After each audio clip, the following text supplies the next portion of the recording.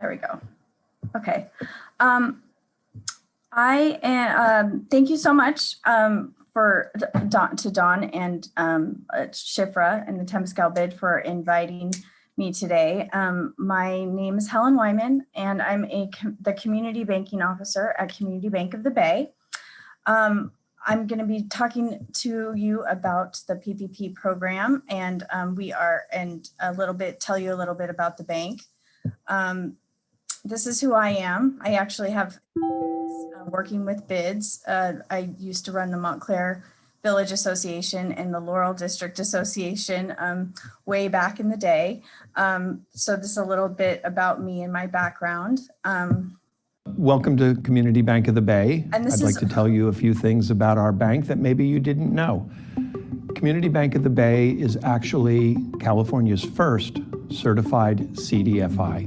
What is a CDFI? The CDFI is a community development financial institution. It's an organization and a certification that came out of the US Treasury in 1996 after many large banks were found to be redlining communities of color and underserved communities. So the US Treasury Department wanted to rectify that by encouraging certain banks to be formed with the express purpose of giving everyone a chance at financial independence. And so Community Bank of the Bay was formed in 1996. Many of our original investors were nonprofit organizations here in the Bay Area, and we were founded here in Oakland with an express purpose of providing equal financial opportunity for everyone. Since then, we've grown to $500 million by staying true to our mission and giving individuals, businesses, and nonprofit organizations a place to bank where their values matter. That's what Community Bank of the Bay was started with. Those are the values that Community Bank of the Bay has today, and those are the values that we expect to have into the future.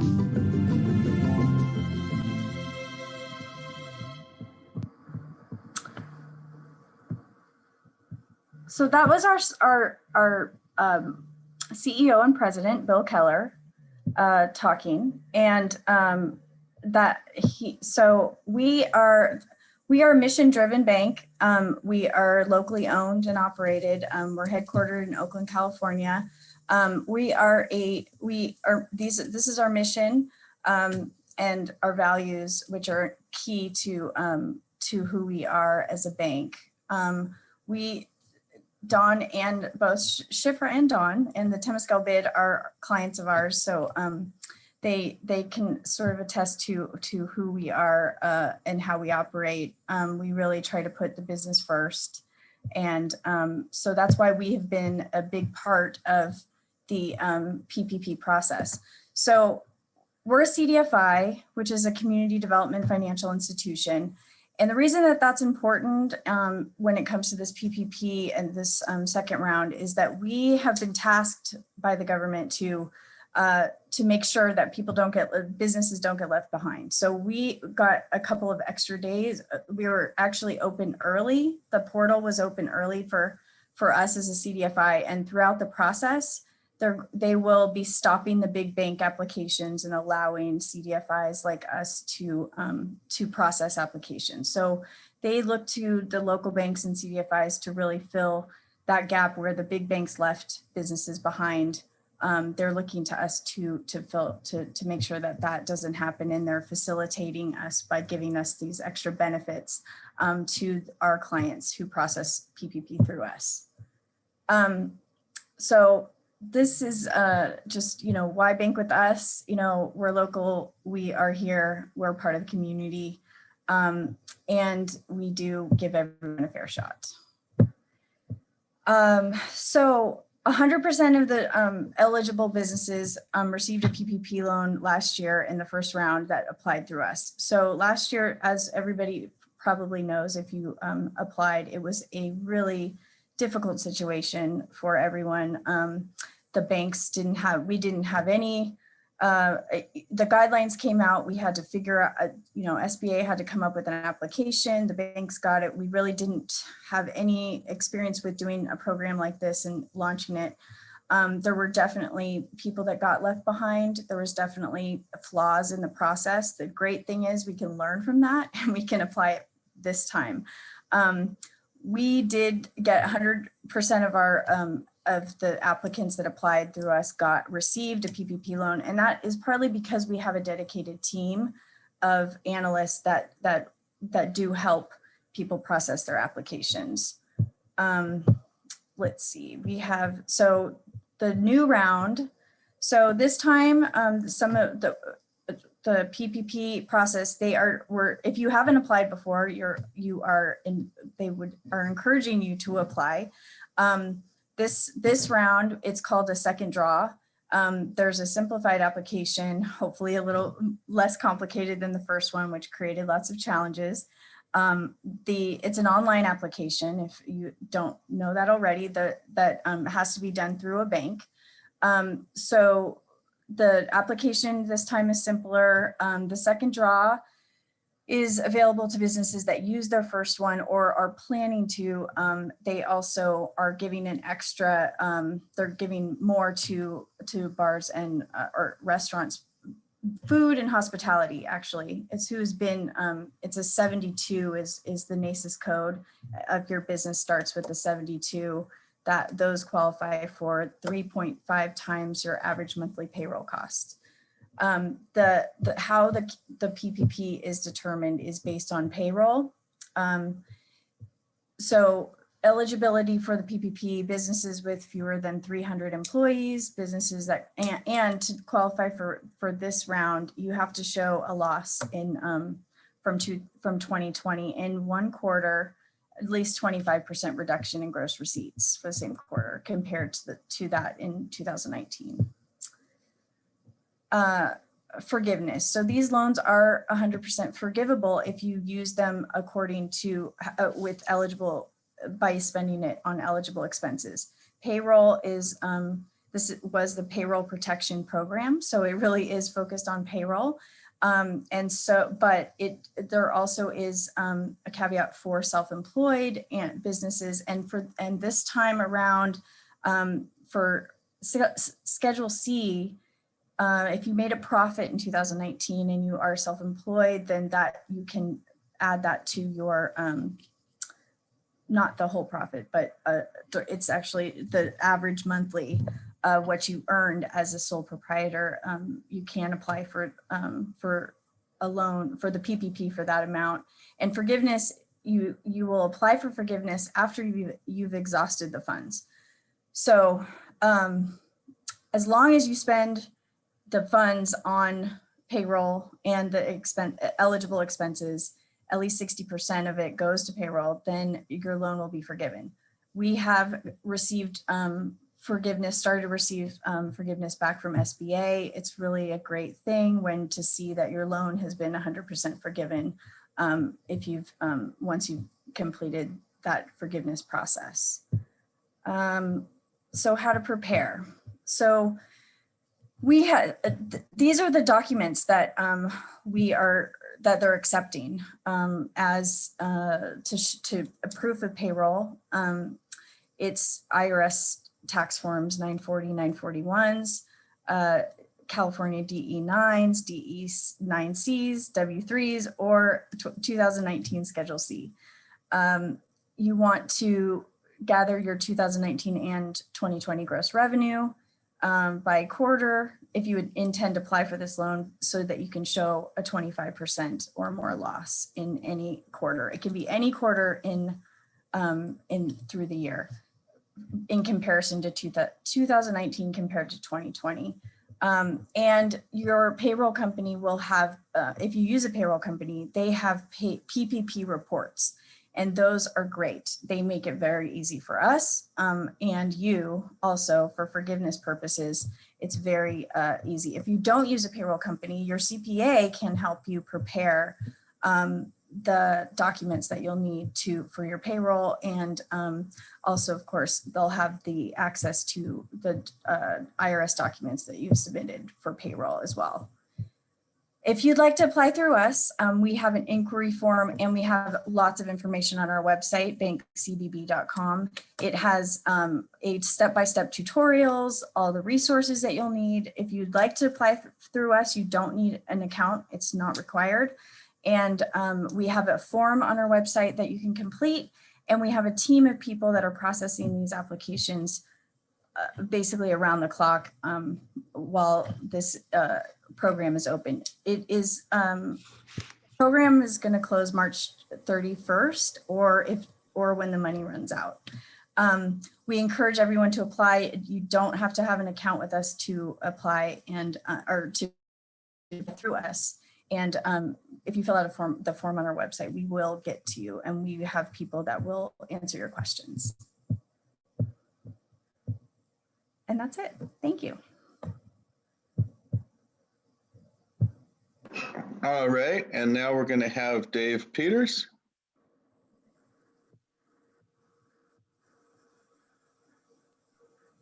Waiting for Dave to get his. I'm waiting. So I presentation. cannot need the screen share to be handed over. There we go.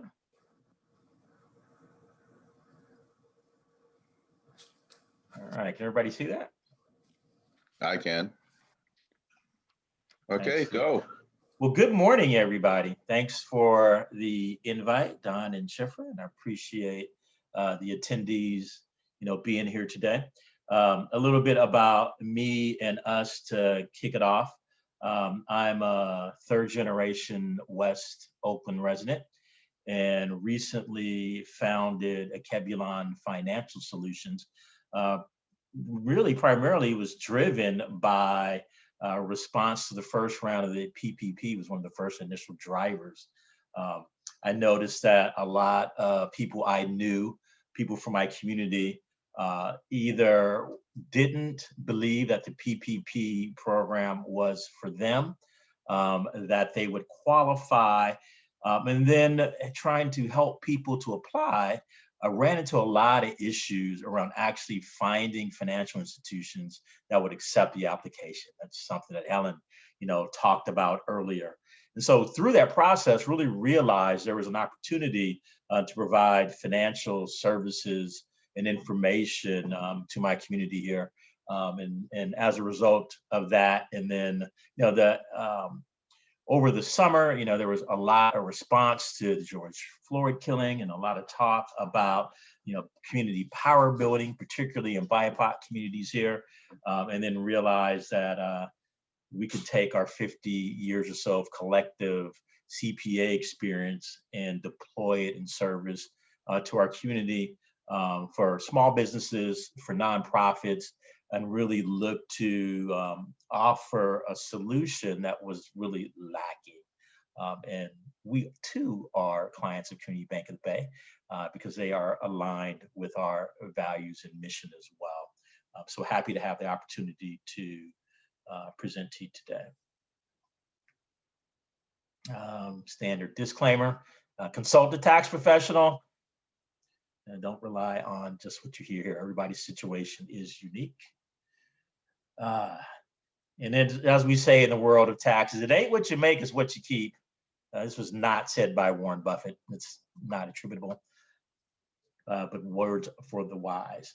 So we're going to talk about three things here pretty quickly. One specifically focused on the forgiveness around the PPP, a little brief part about opportunities for business in the latest COVID-19 relief bill, and then just a real quick hit on how that figures into 2020 taxes.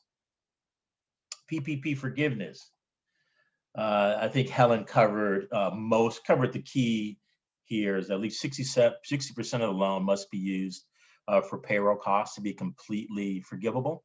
What we got in the latest stimulus bill in December was an expansion of some of the non-payroll costs that could be covered.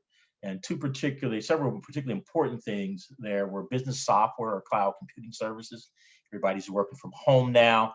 And so your Zoom subscriptions, any additional software you bought And in addition to the software you were using initially is now includable. Any vandalism from any public disturbances are now covered costs. Supplier costs.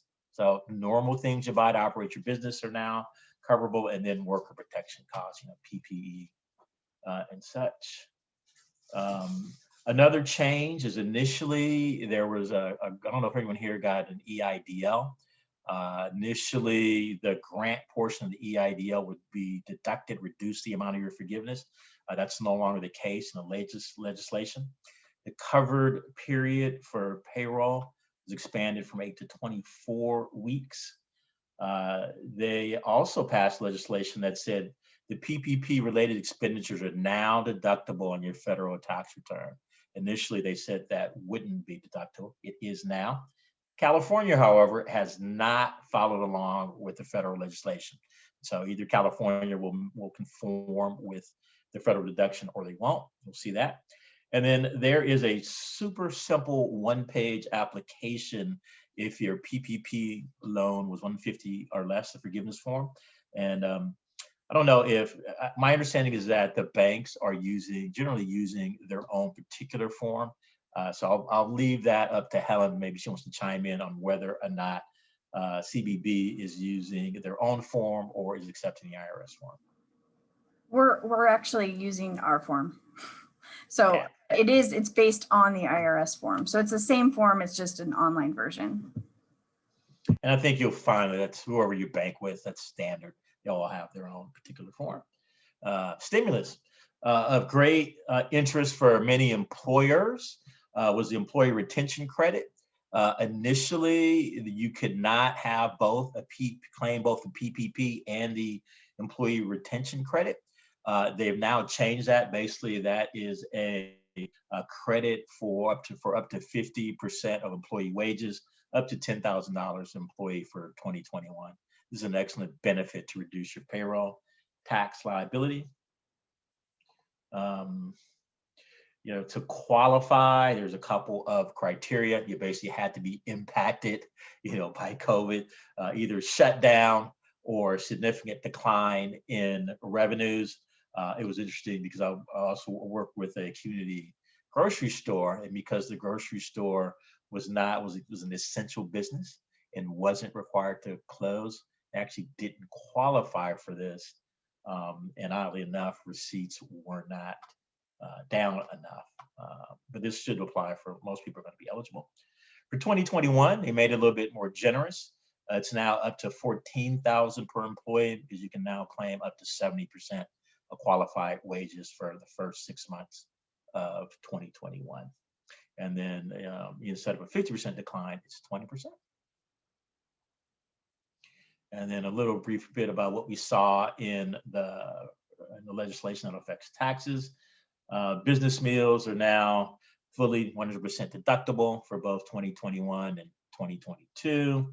And they extended for 5 years some of the items that traditionally have gotten extended time after time when they're about to expire, different versions of the tax code. There's a paid family and medical leave. This was required under the COVID rules. That's been extended. The work opportunity tax credit, which is a federal program for hiring certain classes of workers, and then a sundry list of other items that probably don't apply to very many people were extended as well. So that's short and sweet. And then we'll go ahead and move on to Q&As. And